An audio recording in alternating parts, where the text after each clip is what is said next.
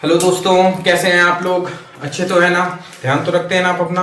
किसी और के भरोसे तो नहीं छोड़ रखा आपने? No sir. चलिए, आज क्या पढ़ाना था मुझे? मैंने सारे कॉन्सेप्ट आपको करा दिए थे। हर एक से छोटी चीज और बड़ी से बड़ी चीज मैंने आपको पढ़ा दिया। विभाजन के नियम हो गए, सारे प्रकार की संख्याएं हो गए, उनका चार्ट हो गया। अब हम बात करेंगे एक्चुअल हमारी मैथ नाइन्थ की प्रश्नावली 1.1 की। ठीक है, तो इसमें सबसे पहले तो कुछ में परिमेय संख्याएं हैं। अपरिमेय संख्याओं के बारे में बात की गई है, पूर्ण संख्याएं हैं और बस यही कुछ है। तो हम इधर साइड में एक छोटा सा चार्ट बना देंगे, उससे आपको बेटर समझ में आएगा। ठीक है, वो चार्ट आपको याद करना है, ये चीज अपने दिमाग में रख लीजिएगा। और चार्ट में कौन सा बनाऊंगा? सिर्फ और सिर्फ वास्तविक संख्या का बनाऊंगा। ठीक है, तो वास्तविक संख्या हमारी हो गई वास्तविक संख्या। वास्तविक संख्या कितने भागों में बटी थी? 2 भागों में बटी थी, दशमलव संख्या और पूर्णांक संख्या। दशमलव संख्या और पूर्णांक संख्या। अब हम जो है यहां पर भी नहीं जाएंगे, हमारा काम क्या रहेगा? सिर्फ पूर्णांक संख्या का। पूर्णांक संख्या कितने भागों में बटी थी? 3 भागों में। धनात्मक पूर्णांक, शून्य पूर्णांक और ऋणात्मक पूर्णांक। फिर इसके बाद क्या हुआ था? ये और ये आपस में मिलाकर क्या बनी थी हमारी? पूर्ण संख्या बनी थी, पूर्ण संख्या। और ये हमारी क्या हो गई थी? प्राकृत संख्या। प्राकृत संख्या के फिर 2 भाग हुए थे, कौन कौन से? भाज्य संख्या और अभाज्य संख्या। और यहीं पर आपके कहां से? पूर्णांक संख्या से ही निकले थे क्या आपके? पूर्णांक संख्या से 2 चीजें निकली थी। क्या क्या निकली थी बताओ जरा मुझे। पूर्णांक संख्या से आपकी निकली थी सम संख्या और विषम संख्या। भूल जाते हो आप लोग? सम संख्या और विषम संख्या। और वास्तविक संख्या से भी तो कुछ निकला था। क्या निकला था? वास्तविक संख्या से हाँ, दशमलव और पूर्णांक। और एक निकला था सात दशमलव ना। परिमेय अपरिमेय। हाँ, परिमेय संख्या बनवाए कि नहीं बनवाए चार्ट? कि नहीं बनवाए थे? पक्का ना? कंफर्म बनवाए थे ना परिमेय संख्या जब पढ़ा रहे थे? देखो जरा सा कंफर्म करो मुझे। हाँ, यही विषम और विषम वाला है। हाँ बनवाए। पूर्णांक संख्याओं पे नहीं, ये परिमेय संख्या कहां से निकलवाए थे हम? क्या? परिमेय संख्या अपरिमेय संख्या नहीं बनवाए थे? बनवा दीजिए। परिमेय अपरिमेय मैंने डिफिनेशन करवाई थी। ऐसे ही डिफिनेशन आपने करा दी थी, देखिए ना, परिमेय संख्या अपरिमेय संख्या करवा दिया था। हाँ। ठीक है, डिफिनेशन है बस। कोई बात नहीं। तो ये वास्तविक संख्या से क्या निकलती है? तो परिमेय संख्या और अपरिमेय संख्या। ठीक है, अब फिर इन्हीं के बाद काम करते हैं। अब प्रश्नावली डालो। प्रश्नावली 1.1। प्रश्नावली 1.1। ठीक है, चलिए प्रश्नावली 1.1 में पहला क्वेश्चन आपका क्या कह रहा है? क्या शून्य एक परिमेय संख्या है? क्या इसे P अपॉन Q के रूप में लिखा जा सकता है, जहां P और Q पूर्णांक संख्या है, Q इज इक्वल टू 0। पहला क्वेश्चन आपका ये कह रहा है, बात समझिएगा। सही है। यही कह रहा है ना? आप समझो, आपने नोट में कराया था? मैंने ये चीज आपको नोट में करा दिया था कि शून्य क्या है? एक पूर्णांक संख्या है। क्या है? मतलब पूर्णांक है, परिमेय संख्या, जिसको P अपॉन Q के रूप में लिखा जा सकता है। ठीक है, तो शून्य क्या होगा? और इनफाइनाइट, जिसको मैंने अनंत कहा था, वो अपरिमेय संख्या। तो मैं क्वेश्चन नहीं लिखाऊंगा, सिर्फ उत्तर लिखा होगा। तो उत्तर में आपको क्या लिखना है? शून्य एक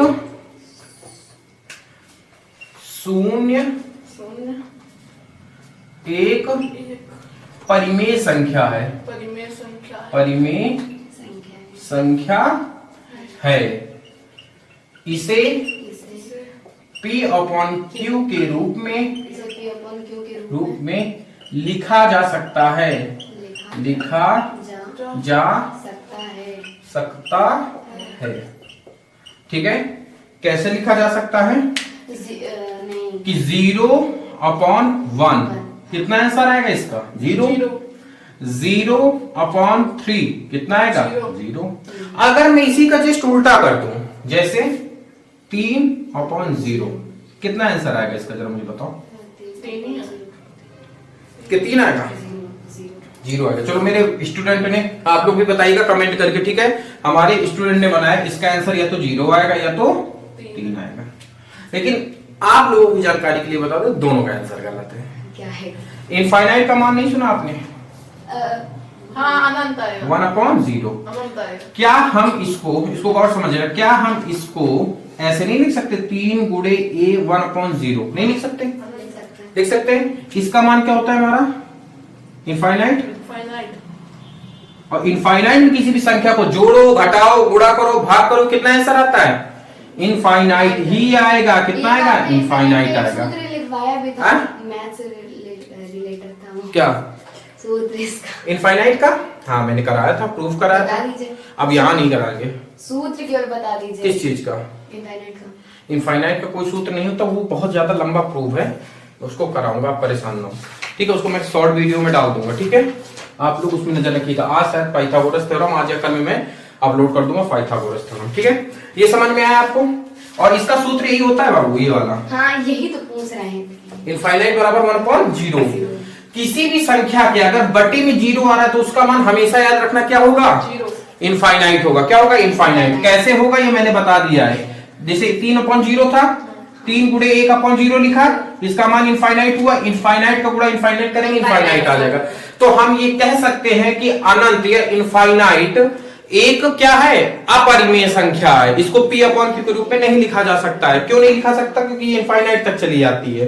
पहला क्वेश्चन समझ में आया आपको अच्छे से? चलो इसको नोट कर लो, ये चार्ट आप शॉर्ट पे बना लेना, इसके बाद आगे बात करते हैं, ठीक है। अगला वाला क्वेश्चन आपकी बात करते हैं, ठीक है। नोट कर लो इसको। चलिए हो गया आप लोगों का? Yes sir. पक्का ना? अब दूसरा, तीसरा, चौथा देखते हैं क्वेश्चन। कर ले। दूसरा है 3 और 4 के बीच 6 परिमेय संख्या है। बताओ बताओ भैया ये बताइए। क्या होगा? मैं बता रहा हूँ, मैं स्कूल में मुझे आता है। आता है? मुझे आता है।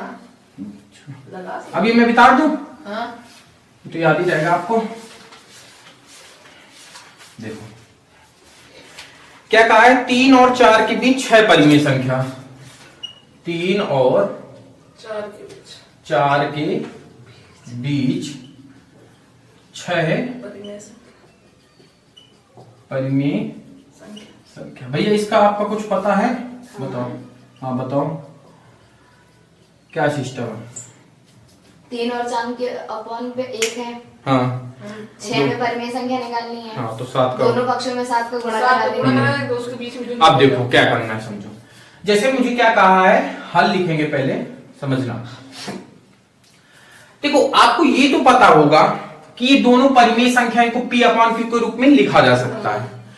आप अगर नहीं ये जानते हैं तो नोट में एक चीज आप लिख लेंगे, बहुत ही इंपॉर्टेंट है। मैं कुछ टूल्स आपको लिखा रहा हूं, पहले वो टूल्स लिखेंगे, इसके बाद हम आगे पढ़ना चालू करेंगे। वो टूल्स आपके लिए ब्रह्मास्त्र का काम करेंगे। किस चीज का काम करेंगे? ब्रह्मास्त्र।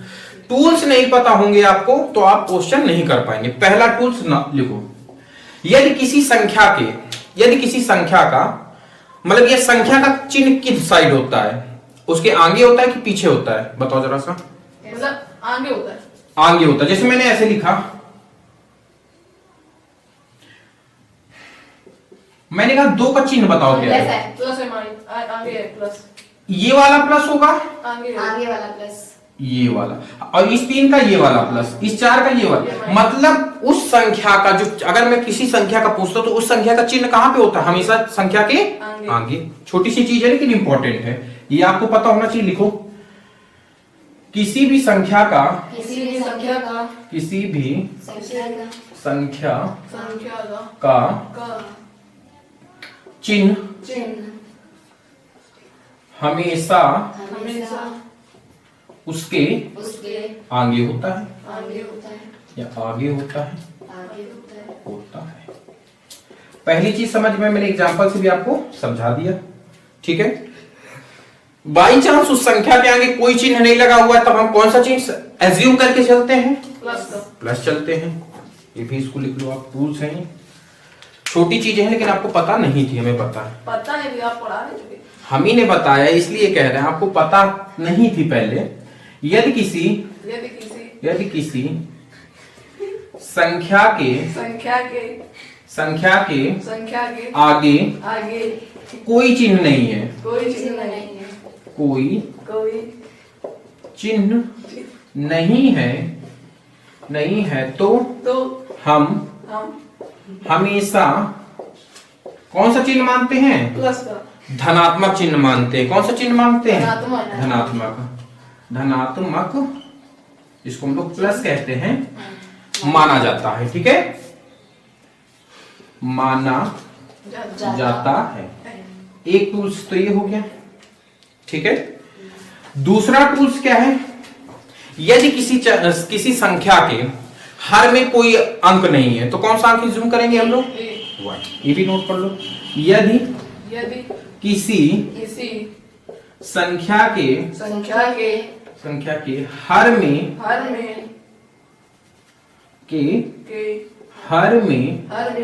कोई अंक नहीं है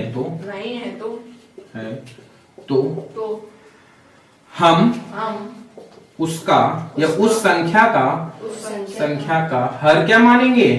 हर 1 होता है या होता है। जैसे मैंने क्या लिखा एग्जांपल के तौर पे 2, तो इस 2 को 2/1 लिखा जा सकता है, मतलब ये परिमेय संख्या है। ठीक इसी प्रकार से मैंने लिखा 3, इसका कौन सा चिन्ह आगे है? जब कोई चिन्ह नहीं होता तो हम कौन सा मानते हैं? इसे हम करते हैं प्लस का 3।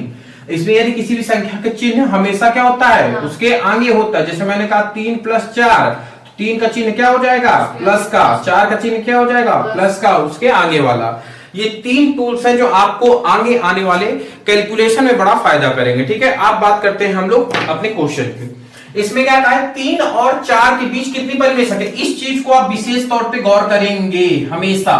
कितनी हमसे निकलवाने की कह रहा है? 4 भी कह सकता है, 5 भी कह सकता है, 6 भी कह सकता है, कुछ भी कह सकता है। ठीक है, तो आप क्या करेंगे? उससे एक संख्या को बढ़ा देंगे। जैसे इसने क्या कहा है? 6 बोला है, तो आप क्या करेंगे? 6 से क्या कर देंगे? जोड़ देंगे। 6 + 1। हमेशा 1 को ऐड करेंगे। किसको ऐड करेंगे? 1 को। जैसे ही 1 को ऐड करेंगे क्या हो जाता है हमारा? 7।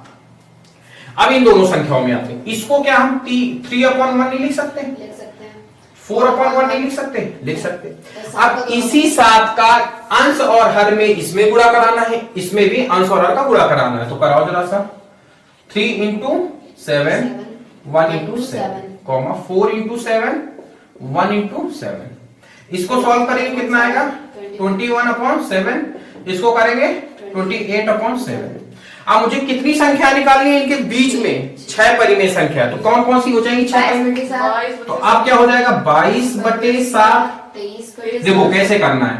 1 7 लिखा, 2 7 लिखा, 3 7 लिखा, 4 7 लिखा, 5 7 लिखा और 6 7 लिखा। 6 7 लिख लिया आपने। अब देखो इसको पकड़ो, ये 22 है, 21 है, 21 के बाद कौन सा अंक आएगा? 22। यहां पे लिख दिया। 22 के बाद 23, 23 के बाद 24, 24 के बाद 25, 25 के बाद 26, 26 के बाद 27। तो देखो हर बराबर है, सबका हर बराबर है। ये 21 है, ये 28 है, तो इसके बीच में ही तो आएंगे। 21 से बड़ा भाई, इनके बीच का मतलब क्या होता है? आप मुझे बताओ। 3 से तो बड़ी हो संख्याएं, लेकिन 4 से कम हो। तो अब इसी 3 को तो हमने किस में बदला था? 21 में बदला था। तो 21 से तो क्या होनी चाहिए? प्लस होना चाहिए। और 28 से क्या होनी चाहिए? छोटी होनी चाहिए। देखो 21 से ये वाली संख्या बड़ी है कि नहीं बड़ी है? आपको जब मैं भिन्न पढ़ाऊंगा तो ये बात याद रखना कि जब किसी भिन्न का हर बराबर होता है तो बड़ी और छोटी किस चीज से डिनोट की जाती है? कैसे पता की जाती है? उसके अंश को देख के। इसका भी देखो, इस भिन्न का हर बराबर है, 7 है, 7 सबका 7 है, इसका भी 7 है। तो हम बड़े और छोटे किससे करेंगे? उसके अंश को देखेंगे। तो इधर अंश 21 है, ये 22 है, तो कौन सी भिन्न बड़ी हो जाएगी? ये वाली। 22 से बड़ी कौन सी हो जाएगी? 23, 24, 25, 26, 27। और ये 28 से छोटी कौन सी होंगी? ये सारी। 21 से बड़ी कौन सी होंगी? ये सारी। बात समझ में आई कि नहीं है? अब मैं यहां पर आपको एक क्वेश्चन दे रहा हूं, आप उसको करना, और इसके बाद मैं वो क्वेश्चन बताऊंगा। थोड़ा सा हट के है, देखते हैं आप लोग रटना भी जानते हैं या समझना जानते हैं। ठीक है, जैसे मैंने आपसे कहा एक क्वेश्चन या फिर इसके अगले वाला क्वेश्चन बता के फिर आपको कराते हैं। ठीक है, नहीं तो आप कहोगे भैया आधी चीजें तो आपने बताई, आधी नहीं बताई, तो हम लोग नहीं लगा पाए, है ना? तो आप इस चीज को नोट करो। फिर इसके बाद जो है हम एक क्वेश्चन इसका कराएंगे, क्वेश्चन नंबर तीसरा। फिर इसके बाद बात करेंगे, ये क्वेश्चन कौन सा था हम लोगों का? क्वेश्चन था ये दूसरा, ठीक है। अब इसके बाद तीसरा कराएंगे, फिर एक क्वेश्चन मैं दूंगा, नोट कर लो इसको, फिर आगे बात करते हैं। चलिए नोट हो गया ये। अब बात करते हैं इसके आगे वाले क्वेश्चन, क्वेश्चन नंबर 3 की। तीसरा क्वेश्चन क्या है जरा बताओ मुझे। वो साथ एक परिमेय संख्या 3/5 और 4/5 के बीच 5 परिमेय संख्याएं। 5 परिमेय संख्या किसके किसके बीच में? 3/5 और 4/5 और 4/5 के बीच कितनी परिमेय संख्या बताइए? 5 परिमेय संख्या है। 5 परिमेय संख्या बताओ है।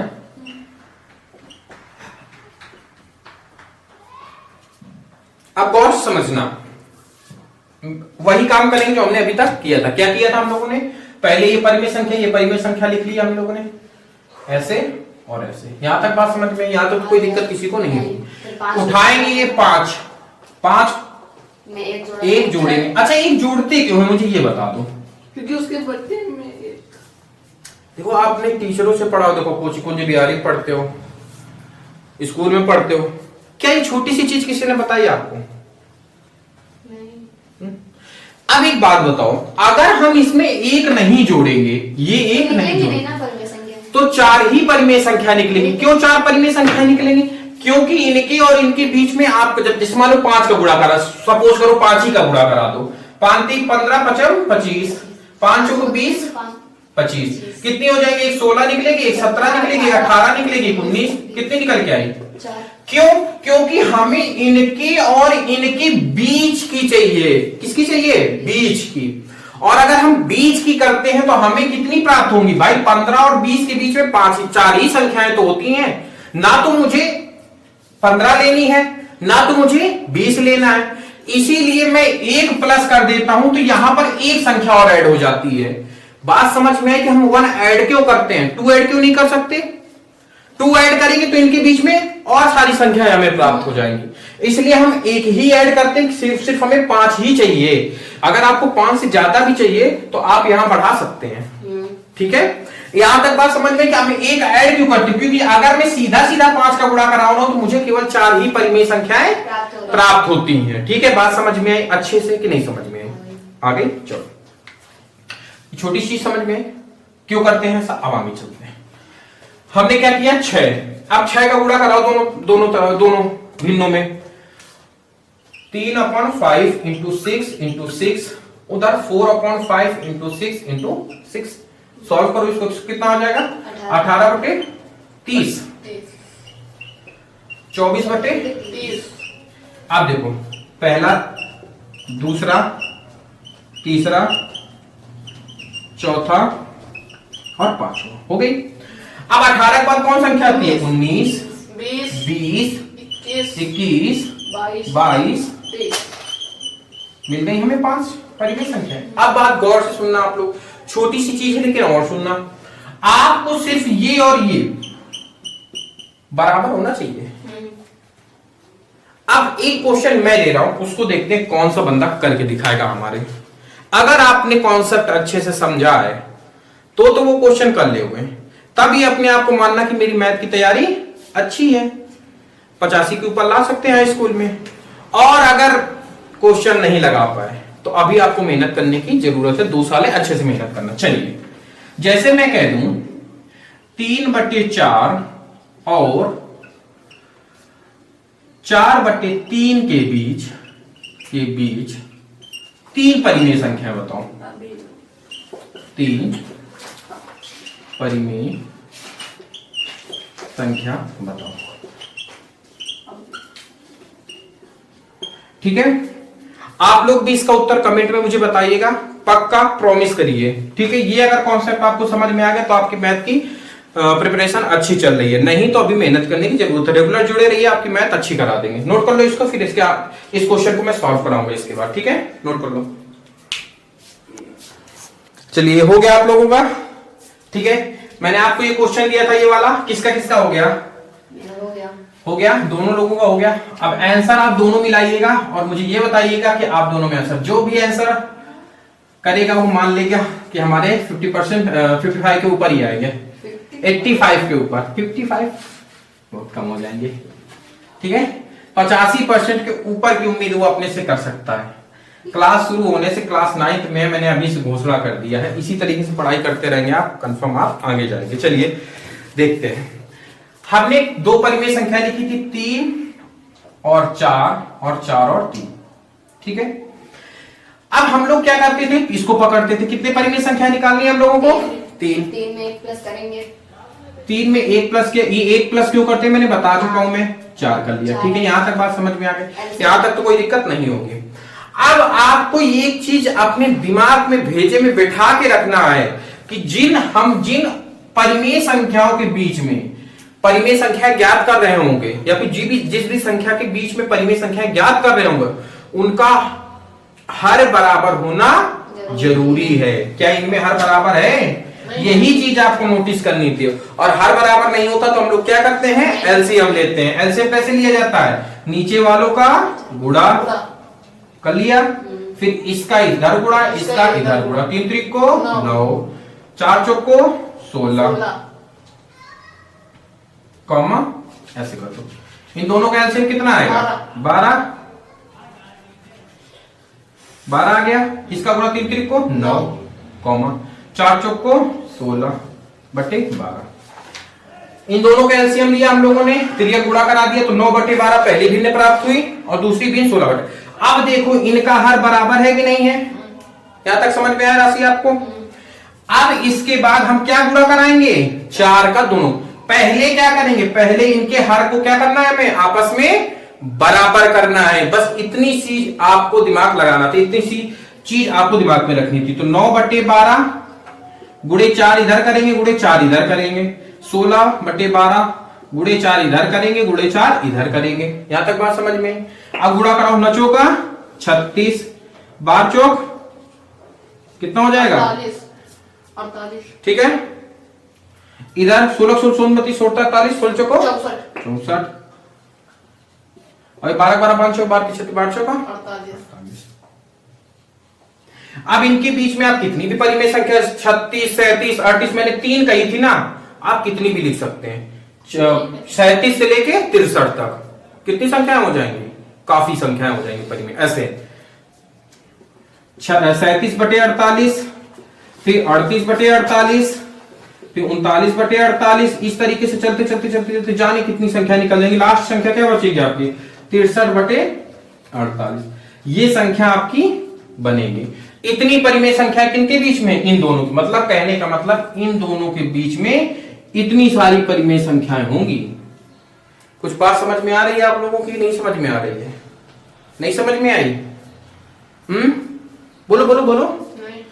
आपको एक चीज हमेशा, जैसे मैंने ये परिमेय संख्या दी थी, इनके बीच में मैंने निकलवाया था, तो सबसे पहले काम क्या करना है आपको? इनका ये चीज बराबर करनी है। हर को क्या करना है? बराबर। हर को बराबर करने के लिए एलसीएम लेंगे हम लोग। इसका 4 और 3 का एलसीएम कितना आएगा? 12।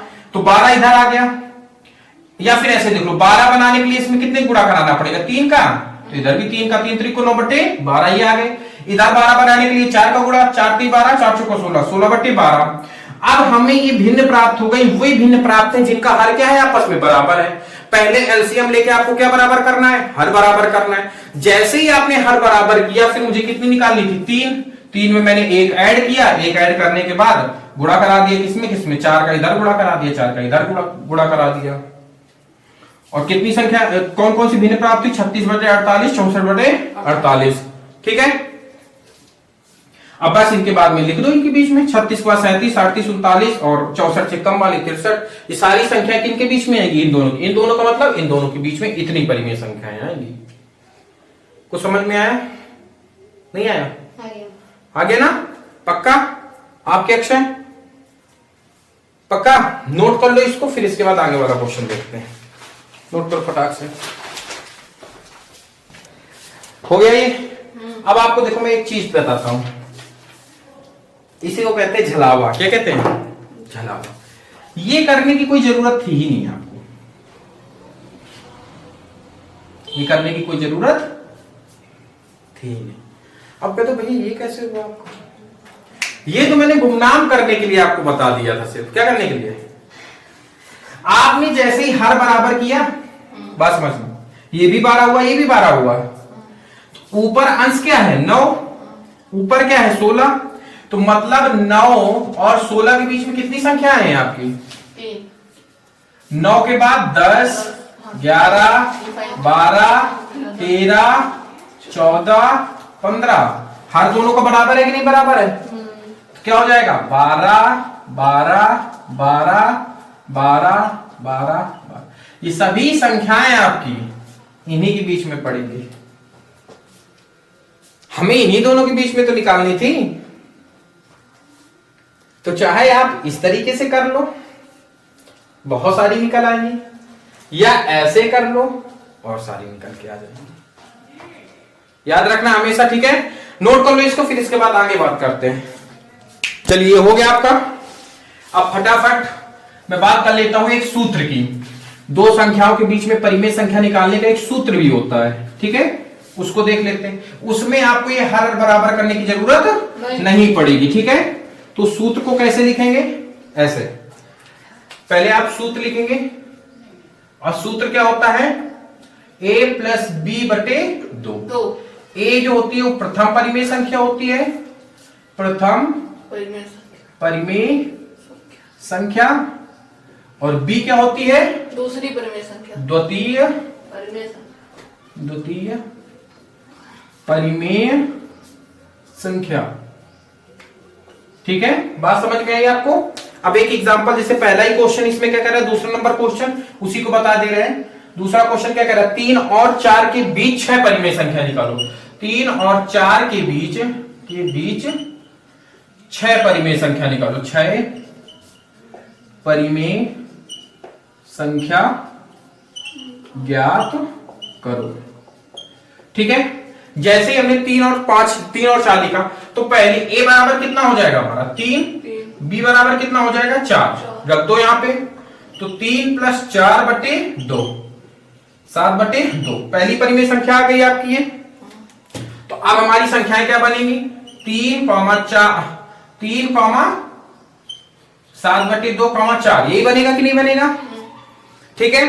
अब इन दोनों के बीच में निकाल लो, तो इनके लिए a क्या हो जाएगा? 3, b क्या हो जाएगा? 7 बटे 2, यही हो जाएगा। फिर इसी सूत्र में रखो जरा समान, तो 3 प्लस 7 बटे 2 और बटे 2, ये सूत्र वाला 2 है, ये वाला 2 है। एलसीएम ले लो, कितना आ जाएगा? 3 दूनी 6, 7 एकम 7, 2 एकम 2 अपॉन 2, ये वाला बड़ा सा अपॉन लगाएंगे।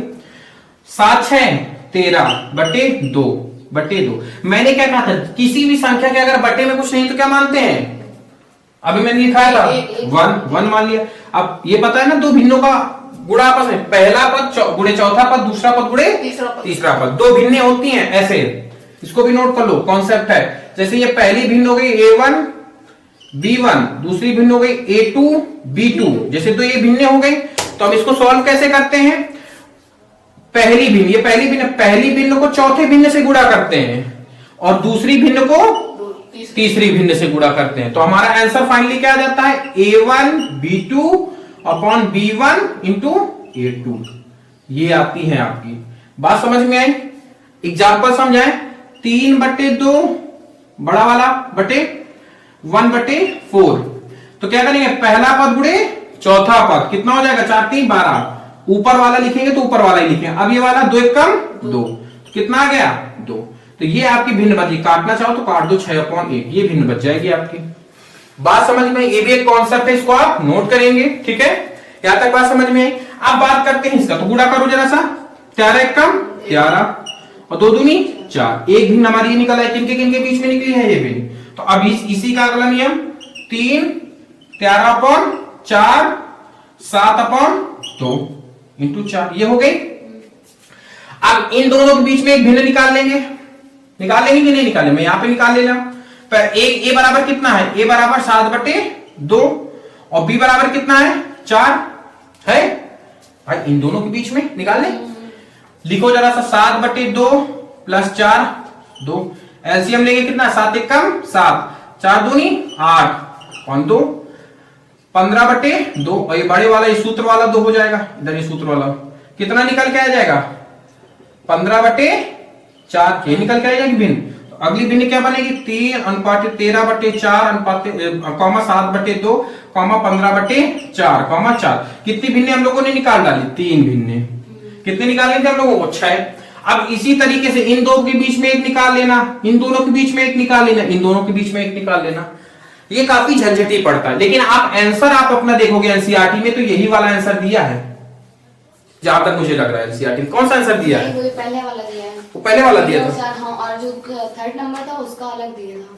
अब देखो जरा सा, ओए देख के बताओ जरा आंसर कौन सा, ये वाला दिया था या फिर वो +1 करके गुणा करने वाला दिया था? दिया है 1.1 का सेकंड नंबर। ये वाला सूत्र समझ में है ना कि सूत्र से कैसे सॉल्व करेंगे।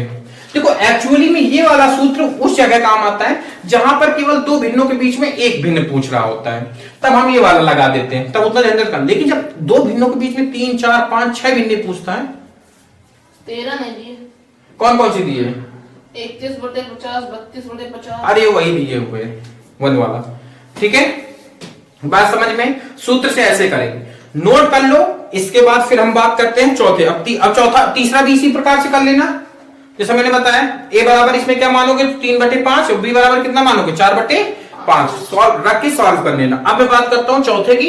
चौथे को बात करने के बाद फिर हम क्या करते हैं, इसको प्रश्नावली को इंड करते हैं। नोट कर लो, इसके बाद बात करते हैं आगे। चलिए आप देखिए क्वेश्चन नंबर चौथा। ठीक है, मैंने ये पहले से लिख लिया टाइम बचाने के लिए। क्वेश्चन नंबर चौथा क्या कह रहा है? प्रत्येक प्राकृत संख्या एक पूर्णांक संख्या होती है, पहला ये है। दूसरा, प्रत्येक पूर्णांक संख्या एक पूर्ण संख्या होती है, सही है। प्रत्येक परिमेय संख्या एक पूर्ण संख्या होती है, सही है। अब इसके बारे में हम समझेंगे, उदाहरण से समझेंगे, डिटेल भी समझेंगे। अब इसमें क्या कहा है? प्रत्येक प्राकृत संख्या। अच्छा, प्राकृत संख्या क्या होती है ये बताओ मुझे। जो संख्या 1 से लेके धनात्मक इनफाइनाइट तक जाती है, प्राकृत संख्या क्या होती है? 1 से लेके 1, 2, 3 प्लस तक जाएगी। प्रत्येक प्राकृत संख्या एक पूर्ण संख्या होता है। अच्छा, पूर्ण संख्या क्या होती है? 0, 1, 2, 3। अब देखते हैं इसको क्या क्या। प्रत्येक प्राकृत संख्या मतलब ये यहां से लेके यहां पूर्ण संख्या होती है, बिल्कुल होती है भाई। और 0 स्टार आ जाता है पूर्ण संख्या में, तो ये क्या है आपका? सही है। प्रत्येक प्राकृत संख्या में 1, 2, 3 यही तो आती है प्राकृत संख्या में, और पूर्णांक संख्या में भी 1, 2, 3 आती है। लेकिन हाँ, तो बड़ा कौन हुआ? अच्छा, प्राकृत संख्या बड़ा हुआ कि पूर्ण संख्या बड़ा हुआ? प्राकृत कैसे बड़ा हो गया भाई? इसमें 1 से लेके इनफाइनाइट तक है, इसमें भी 1 से लेके, लेकिन इसमें 0 एक्स्ट्रा आ गया है ना। 0 बड़ा होता है। वैसे नहीं, पर्सन वाइज में पूछ रहा हूं। अंक का स्थान, इसमें जितने भी अंक होंगे उससे तो एक ज्यादा ही होगा ना, 0 एक्स्ट्रा बढ़ जाएगा। बढ़ेगा कि नहीं? जैसे मैं मान लो इसमें 15 अंक है, तो इसमें कितने होंगे पूर्ण में? 16। 0 एक्स्ट्रा बढ़ेगा, तो बड़ा कौन हुआ स्थानों के हिसाब से? पूर्ण बड़ा होगा। तो अब ये क्या कह रहा है? प्रत्येक पूर्णांक संख्या पूर्ण संख्या, तो सही तो कह रहा है। पूर्ण संख्या, पूर्ण बड़ा है, मैं बड़ा हूं, मेरे छोटे कौन है? प्राकृत संख्या। तो ये क्या कह रहा है? सही है। जैसे अगर मैं कहूं एक प्राकृत संख्या भी है और पूर्ण संख्या भी है, लेकिन 0 एक पूर्ण संख्या है पर प्राकृत नहीं है। तो बात समझ में आई कि नहीं आई? प्राकृत संख्या 1 से लेकर इनफिनिट, ये इसी के अंदर तो है ये भाई। ये भी तो लिख सकते हैं पूर्ण संख्या बराबर 0 प्लस प्राकृत संख्या, नहीं लिख सकते क्या? तो इसी के अंदर तो है ये प्राकृत संख्या। समझ में आया कि नहीं समझ में आया कि नहीं आया? अभी भी पक्का ना? दूसरा एग्जांपल, दूसरा चले, मैंने एग्जांपल भी दे दिया आपको ये वाला। अब क्या कहा? प्रत्येक पूर्णांक एक पूर्ण संख्या है। अब पूर्णांक संख्या क्या होती है मुझे बताओ जरा सा। पूर्णांक संख्या कहां से चालू होती है? माइनस इनफाइनाइट, इनफाइनाइट हो गया, -3, -2, -1, 0, इस तरीके से 1, 2, 3 इस तरीके से यही तो जाती है। पूर्णांक संख्या हो गई आपकी। प्रत्येक पूर्णांक संख्या एक पूर्ण संख्या है। पूर्ण संख्या क्या होती है? अभी मैंने बताया 0, 1, 2, 3 इनफाइनाइट। क्या कहा है? प्रत्येक पूर्णांक संख्या। अब इन दोनों में बड़ा कौन है मुझे ये बताओ? पूर्णांक संख्या बड़ी कि पूर्ण संख्या बड़ी है? पूर्णांक बड़ी है क्योंकि इसमें निगेटिव भी है, 0 भी है और पॉजिटिव भी है। इसके पास तो बहुत सारी चीजें, इसके पास क्या है? 0 और पॉजिटिव। बड़ा कौन है? पूर्णांक। अब इसने क्या कहा? प्रत्येक पूर्णांक, याद लो भैया, बड़े को ही इसलिए कहा प्रत्येक पूर्णांक एक पूर्ण संख्या नहीं भैया, -3 अगर मैं ले लूं तो क्या पूर्ण संख्या होगी? नहीं, नहीं, तो ये क्या हो जाएगा आपका? असत्य, गलत हो जाएगा। क्या हो जाएगा? गलत। ये क्या हो जाएगा? सही। ठीक है, वो सही हो जाएगा। कैसे? -3 एक पूर्णांक संख्या तो है, किंतु परंतु बंधु यही पूर्ण संख्या नहीं है। तो प्रत्येक शब्द नहीं हुआ। अगर यही पूछता प्रत्येक पूर्ण संख्या एक पूर्णांक संख्या है, तो क्या हो जाता? सही। लेकिन यहां पे क्या पूछा? प्रत्येक पूर्णांक संख्या, प्लस भी माइनस भी जीरो भी, क्या पूर्ण संख्या है? नहीं है। ठीक है, नहीं है, तो इसको क्या कहेंगे हम लोग? ये गलत हो गया। यहां तक बात समझ में आई? मैंने एग्जांपल भी दे दिया आपको, ये समझ में आ रहा है? आगे चले, क्या करें? प्रत्येक परिमेय संख्या एक पूर्ण संख्या है। अच्छा, परिमेय संख्या क्या होती है?